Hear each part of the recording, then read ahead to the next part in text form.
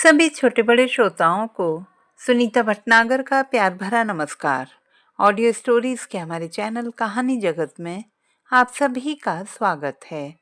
हिंदी कहानियों की श्रृंखला में आइए आज सुनते हैं रविंद्र कालिया जी द्वारा रचित कहानी 9 साल छोटी पत्नी। कुशल दबे पांव इस तरह घर में घुसा था जैसे घर उसका अपना ना हो, और खांसी आने पर वह गली में जाकर इस तरह जी भरकर खांस आया था जैसे मदन को नसीहत करने का मौका न देने के लिए वह प्रायः दुकान के बाहर जाकर खांसा करता है। फिर उसने सोचा कि वह शायद अचानक उसके आ जाने से तृप्ति को चौंकाना चाहता है। यह सोचकर वह मुस्कुरा दिया कि चौंकाने के लिए ये छोटी छोटी बातें ही रह गई हैं। तृप्ता ने कुशल को देखा तो सचमुच ही चौंक गई।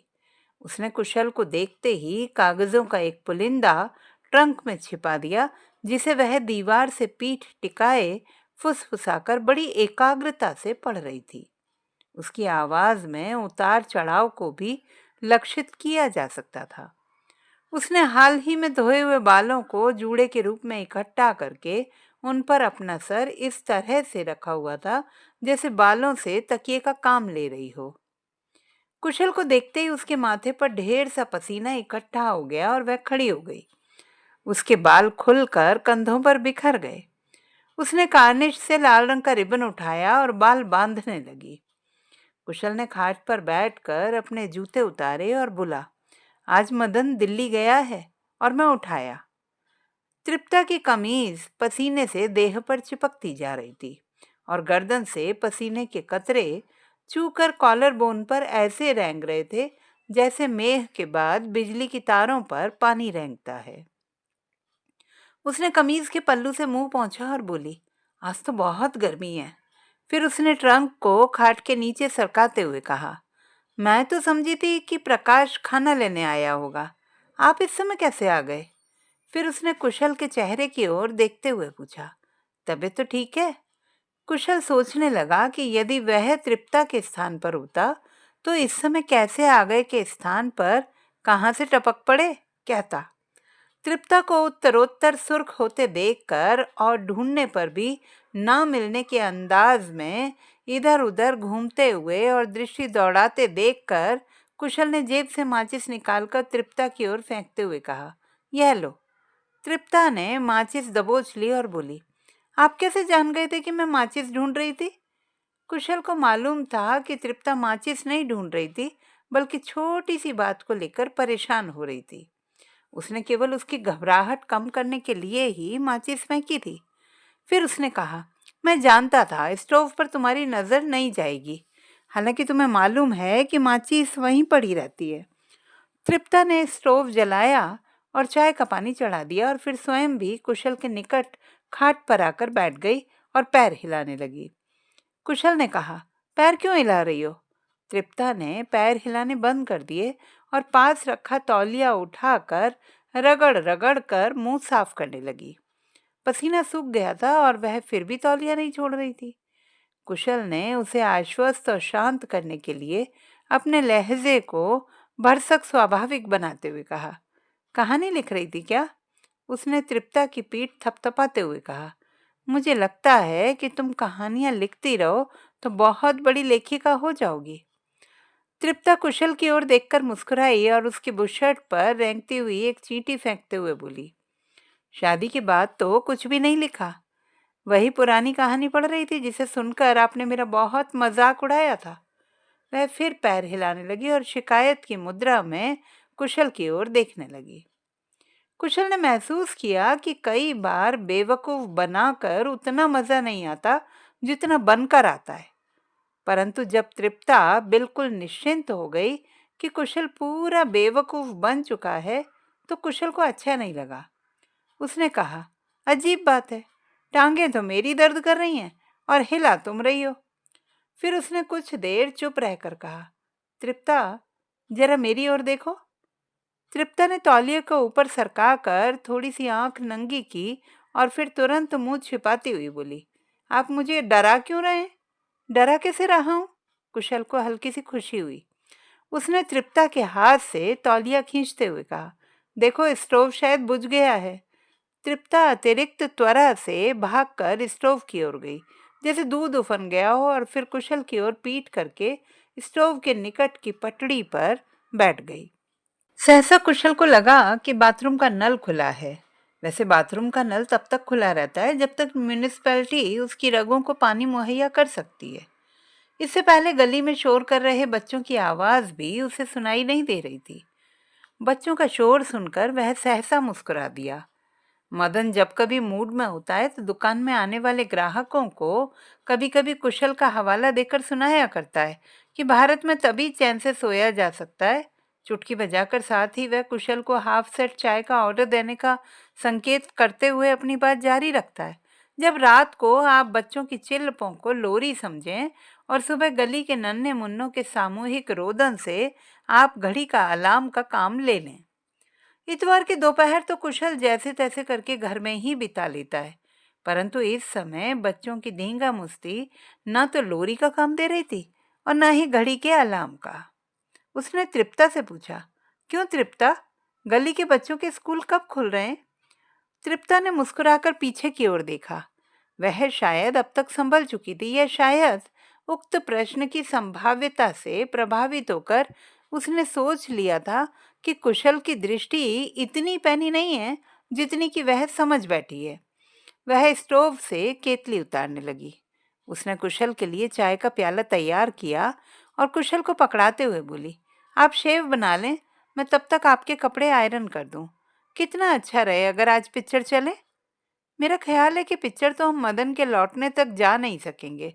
उसे दिल्ली जाना था, मैंने पैसे मांगे नहीं। पिक्चर जितने पैसे मेरे पास हैं। तृप्ता ने पैरों से ट्रंक को खाट के और भी नीचे धकेलते हुए कहा, कल सोम दे गया था। कुशल की लंबी नाक चाय के प्याले में डूब गई। उसने अंतिम घूंट भरने के बाद खाली प्याला तृप्ता के हाथ में थमाते हुए कहा, पहले चाय का एक और कप, बाद में कुछ और। कुशल कल से ही सोम की चर्चा में आनंद ले रहा था। कल जब सोम घर का पता जानने के लिए दुकान पर आया था तो कुशल जानबूझकर सोम के साथ स्वयं नहीं आया था, बल्कि उसने दुकान के चपरासी के साथ सोम को घर भिजवा दिया था। जब सोम आया था तो कुशल एक पत्र टाइप कर रहा था। जब वह चला गया वह फिर टाइपराइटर पर झुक गया और टाइप करने लगा। सोम डरपोक था कि तृप्ता डरपोक थी? नहीं, सयानी। सोम डरपोक था, सोम डरपोक है, सोम डरपोक रहेगा। तृप्ता डरपोक थी, तृप्ता डरपोक। कुशल ने मदन की ओर देखते हुए कागज निकाला और मेज के नीचे ले जाकर रद्दी की टोकरी में फेंक दिया। शाम को जब वह घर लौटा था तो सोम जा चुका था। भोजन के बाद जब तृप्ता तश्तरी में आम ले आई, उसने जानबूझकर नहीं पूछा कि आम कौन लाया। आम की गुठली चूसते हुए तृप्ता ने कहा था, 5 बजे तक सोम आपका इंतजार करता रहा। कुशल ने उत्तर नहीं दिया और तृप्ता को चाय के लिए कहकर नल की ओर चला गया था। सोम कह रहा था, माँ बहुत याद कर रही थी। नल से लौटकर कुशल ने देखा कि तृप्ता के गालों पर आम का रस लगा था। उसने तृप्ता की बात अनसुनी कर दी और तौलिए से उसके गाल पोंछ दिए।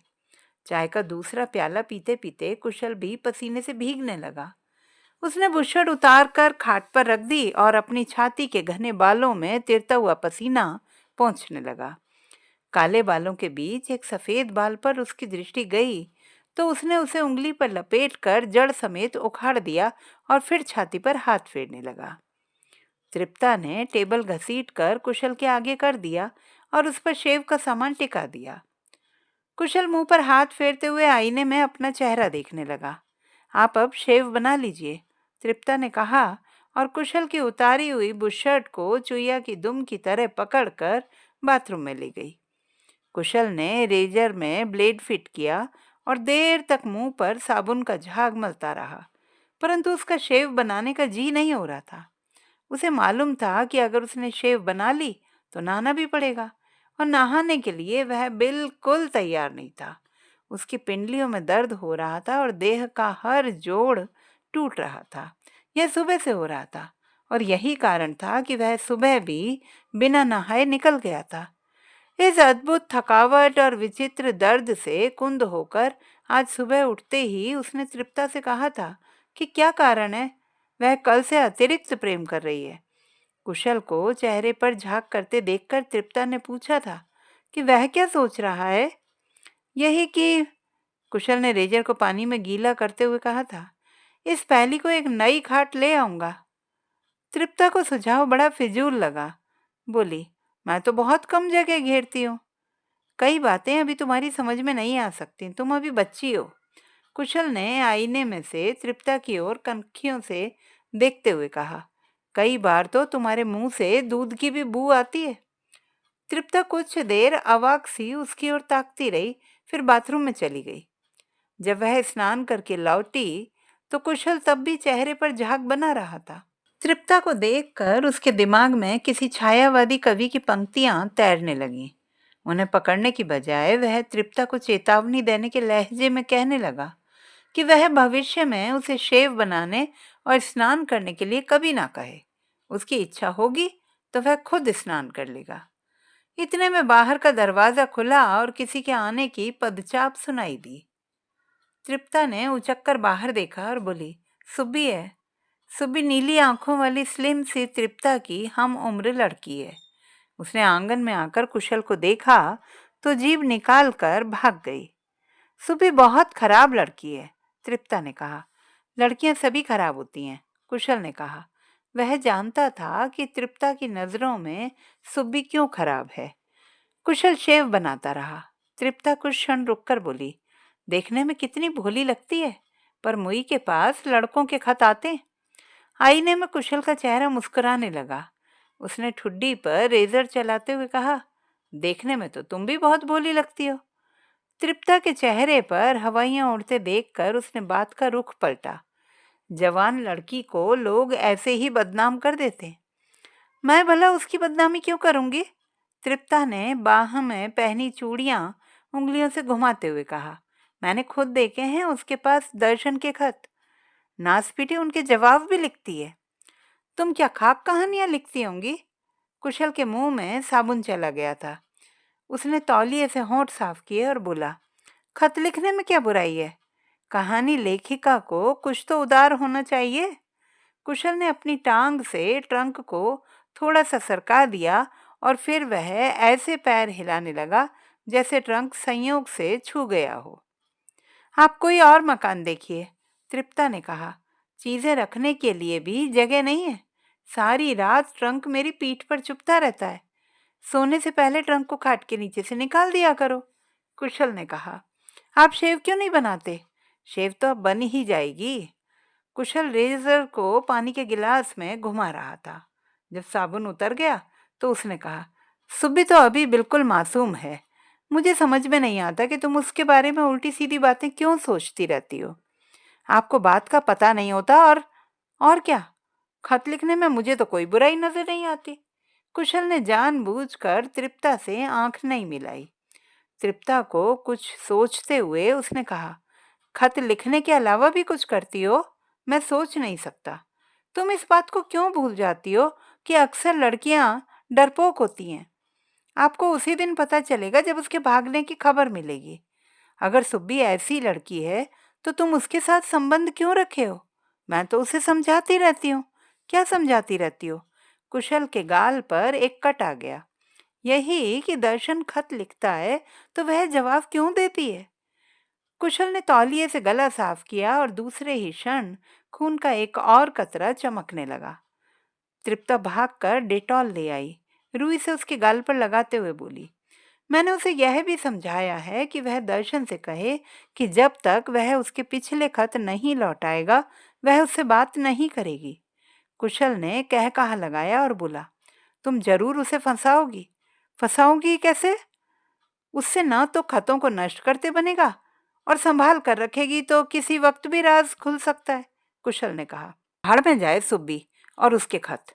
अगर आप पिक्चर नहीं जाएंगे तो मैं आपके लिए कुछ खरीद कर लाऊंगी। इतना प्यार ना किया करो तिप्पो। कुशल ने तृप्ता की कलाई पकड़ ली और उसी रुई को तृप्ता के गाल पर घिसते हुए बोला, पहले तो तुम इतनी। बस बस, तृप्ता ने बात बीच में ही काट दी। बताइए आपके लिए क्या लाऊं। मेरे लिए एक खाट लाओ।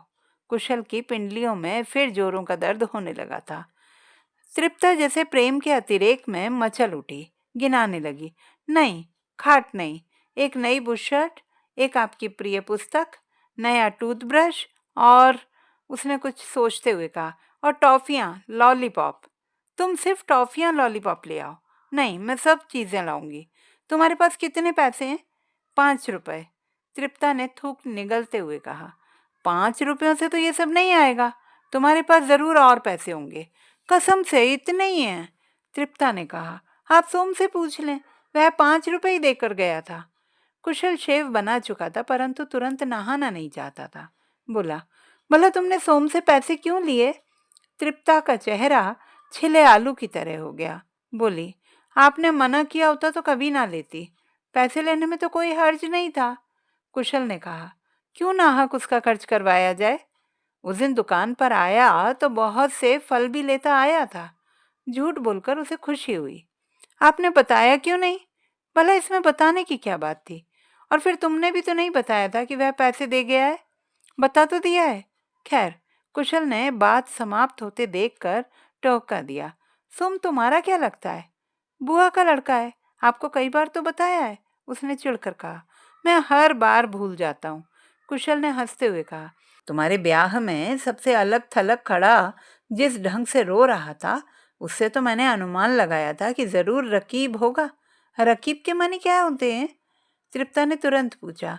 अरबी में बुआ के लड़के को रकीब कहते हैं, कुशल ने कहा और कंधे पर तौलिया रखकर बाथरूम में चला गया। कुशल ने बाथरूम का दरवाजा बंद किया तो उसे खाट घसीटने की आवाज आई। उसने महसूस किया कि नहाने से पहले सिगरेट मजा दे सकती है। वह खुद सिगरेट उठा लाता, मगर जब उसे चोर हाथों से ताला खोलने की लगाने की आवाज सुनाई दी तो उसने खुद जाना उचित नहीं समझा। उसने तृप्ता को आवाज दी कि वह एक सिगरेट दे जाए। तृप्ता ने दूसरे ही क्षण झरोखे से सिगरेट और माचिस पकड़ा दी। सिगरेट पकड़ते हुए उसके मन में तृप्ता के प्रति प्यार उमड़ने लगा।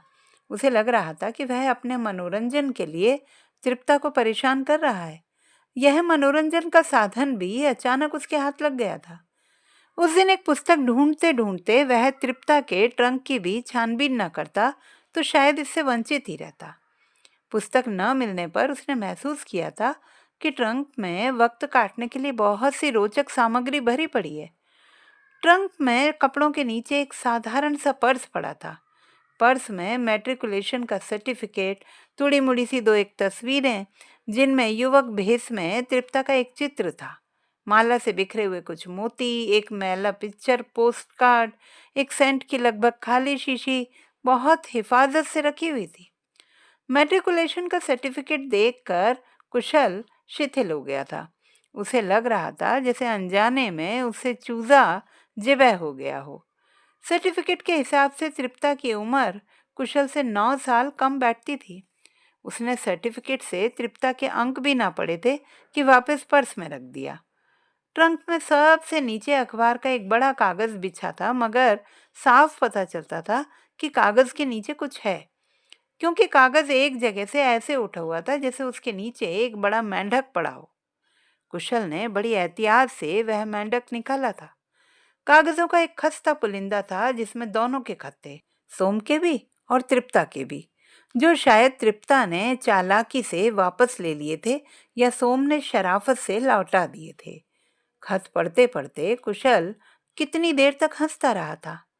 तृप्ता ने वही बातें लिखी थी जो कभी कभी भावुक होकर उससे भी किया करती है। सोम के खत पढ़कर तो हंसी से लोटपोट हो गया था। सोम की शक्ल देखकर तो अनुमान नहीं लगाया जा सकता है कि वह इतना भावुक हो सकता है और हिज्जों की इतनी गलतियां कर सकता है। इस बार जब सोम आया था, उसने थोड़ी थोड़ी मूछें भी बढ़ाई हुई थी। कुशल को यह बात बड़ी अजीब लगी कि मूछें बढ़ाकर भी आदमी भावुक हो सकता है, मूछों वाला भावुक। शाम को जब तृप्ता बाजार से लौटी तो उसने कहा, तृप्ता, तुम 30 बरस के कब होगी? क्यों, आप मुझे बूढ़ी देखना चाहते हैं? नहीं, बूढ़ी नहीं, लेकिन बच्ची भी नहीं। काश तुम 30 साल की होती। कुशल हंस पड़ा था। कुशल गुसल खाने से लौटा तो कमरे का रूप एकदम बदला हुआ था। खाट जो इससे पहले कमरे के ठीक बीच में पड़ी थी, अब दूसरे कमरे में खुलने वाले दरवाजे के साथ टिका दी गई थी और उस पर अंगूरी रंग की एक नई शीट बिछी थी। खाट के साथ ही दीवार की बगल में तृप्ता का ट्रंक पड़ा था, जिस पर उसी द्वारा काढ़ा हुआ एक सुंदर मेजपोश बिछा था और जिसके ऊपर बैठी तृप्ता क्रोशिये से कुछ बुन रही थी। उसने आंखों में काजल की गहरी लकीरें खींच ली थी। होंठ लिपस्टिक के हल्के से स्पर्श से किशमिशी हो गए थे। कुशल ने यह परिवर्तन देखा तो मुस्कुरा दिया। उसे मुस्कुराते देखकर तृप्ता ने पूछा, आप मुस्कुरा क्यों रहे हैं? तृप्ता क्रोशिये से पीठ खुजलाने लगी, जिससे उसका ब्लाउज कंधे के नीचे से गुब्बारे सा फूल गया था। कुशल के मन में क्षण भर के लिए यह विचार आया कि वह बाहर का दरवाजा बंद कराए, परंतु स्नान करने से उसकी पिंडलियों को थोड़ा सा सुकून मिला था, जिसे वह कुछ देर और कायम रखना चाहता था। उसने सिर पर कंघी फेरते हुए कहा, तुम कहती हो तो नहीं मुस्कुराता, आप कुछ सोच रहे हैं। तृप्ता क्रोशिये पर दृष्टि गढ़ाकर बोली, क्या सोच रहे हैं? कुशल ने कुछ सोचने की कोशिश की और कल्पित प्रेमिका का पुराना किस्सा ले बैठा। बोला, दरअसल मुझे शीला याद आ रही थी। जब मैं हंसता था तो वह भी तुम्हारी तरह टोक देती थी। जब मैं सिगरेट पीता था वह मुझसे दूर जा बैठती थी। जब कभी उसके घर जाता तो नौकर को भेजकर सिगरेट मंगवा देती। अजीब लड़की थी शीला। कुशल ने सिगरेट सुलगाया और खाली पैकेट नाटकीय अंदाज में दूर फेंक दिया। तृप्ता ने क्रोशिये से आंखें नहीं उठाईं। कुशल ने तृप्ता को लक्षित करके धुएं का एक गहरा बादल उसकी ओर फेंका। उसे आशा थी कि ताजी लिपस्टिक पर थोड़ा सा धुआं जरूर जम जाएगा।